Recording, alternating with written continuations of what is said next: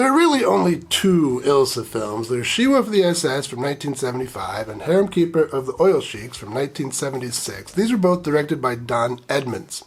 But Dyanne Thorne, the Ilsa, she played a very similar character in two other movies that came out in 1977. There was Jess Franco's Ilsa, the Wicked Warden, and this film, Ilsa, Tigress of Siberia, which was the last of the Ilsa films. I'll probably never cover Jess Franco's movie on the channel. There is so much nudity in that movie. I would be hard-pressed to make that work on YouTube. So I'm skimming to the end. I'm doing the last Ilsa film. It'll still be hard, but I'll make do.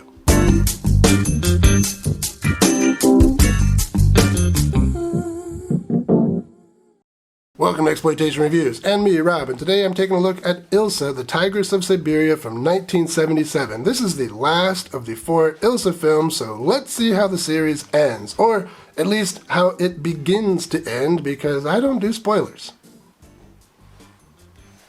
We open on this guy running through the snowy woods. Looks like he's being chased by these guys on horseback. He's pretty pleased with his progress, and then...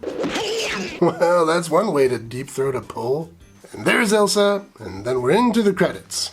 After the credits, Ilsa informs the prisoners of Gulag 14 that they have to make sure the escapee is really dead, so they crush his head and his blood drips into a tiger cage. Alright, movie, you've got my attention. Although, I must say, this looks like it's going to be a men in prison film and not a women in prison film. Not too happy about that. If I'm going to watch prisoners take showers and get into fights, I would prefer them to have tits. Call me old-fashioned.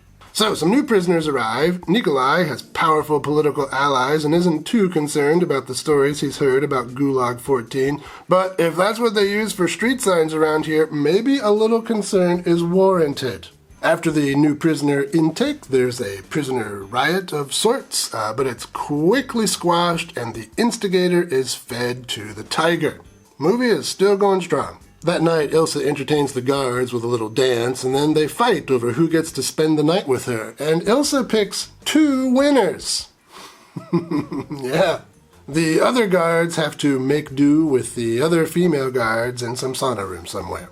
Not a bad consolation prize, though, really. Again? No more. Sleep now. No sleep. You say you are a man of iron? I feel only a little squashed cabbage. Well, hopefully the movie can keep it up. Okay, so from here we get to know the camp a little bit better, and to that end we get various torture scenes, but again, this should have been a women in prison movie, not a men in prison movie. I mean, imagine this scene with some sweaty, electrified jiggling.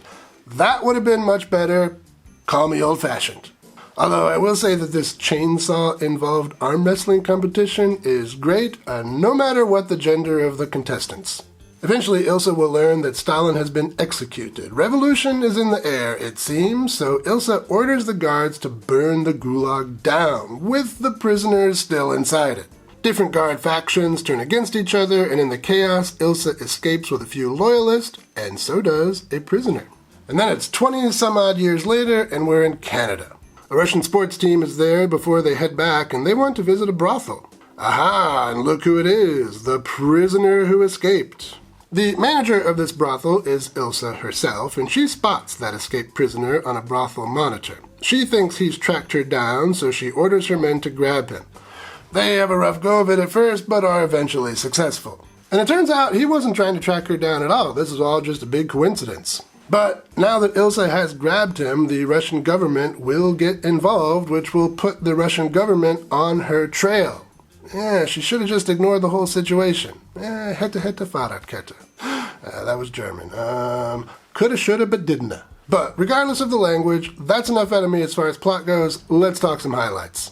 Well, like I said, this movie starts off pretty strong. A little gore, big Dyanne Thornes, some torture, funny lines of dialogue. It's everything you want out of an exploitation film. For the first 40 minutes. I mean, if you, like me, are a big fan of Dyanne Thorne, then this one is worth checking out, but overall it is a bit disappointing. Because in the second half of this movie, things go way, way wrong.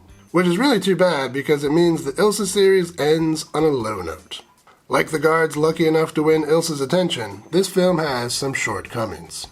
Okay, well, Ilsa being the madam of a brothel sounds pretty good on paper, but you would be surprised how boring it is on film. I guess mostly because the film doesn't spend much time at the brothel.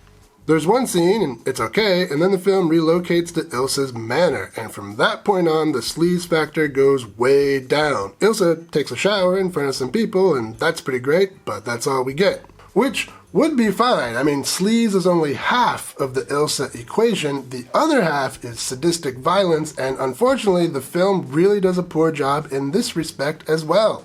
Ilsa's main torturer, the same guy from the Gulag, has updated his methods. Now he shows pictures to people and his computer figures out what scares them. What? No!